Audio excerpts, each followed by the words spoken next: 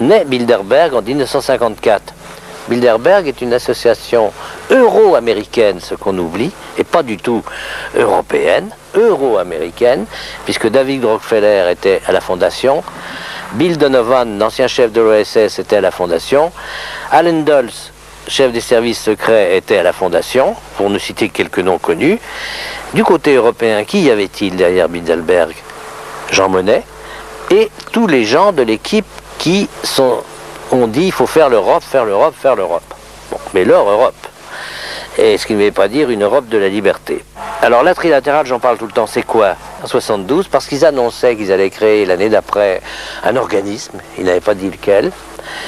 Et, mais l'homme qui, de cette concertation où il y avait une centaine de gens, donc j'ai parlé de Kissinger, il y avait des Japonais, il y avait une délégation soviétique dont un vice-ministre du gouvernement soviétique, et n'oublions pas que c'était soi-disant toujours la guerre froide. Bon.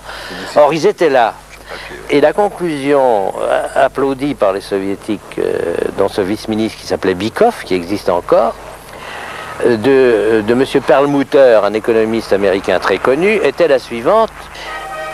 Écoutons bien, hein, 72-73, ça c'était l'hiver 72-73. Il faut qu'avant 20 ans, nous ne soyons plus que 200 ou 300 multinationales dans le monde à contrôler tout ce qui est recherche, exploitation, répartition des matières premières clés de notre époque.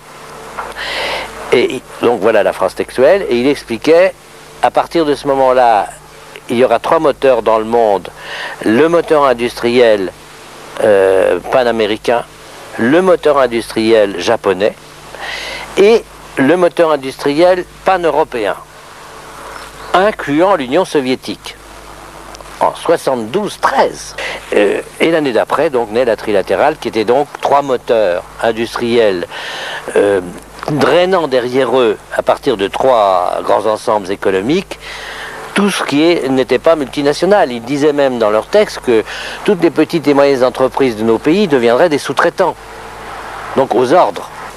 Voilà en gros, si vous voulez, je crois ce qu'il faut que les gens sachent, c'est qu'on est manipulé par des gens qui ont tout en main parce qu'ils ont les leviers économiques et monétaires qui sont beaucoup moins frappants pour le public, qui ne comprend rien aux histoires monétaires, par exemple, que si c'était une affaire purement politique.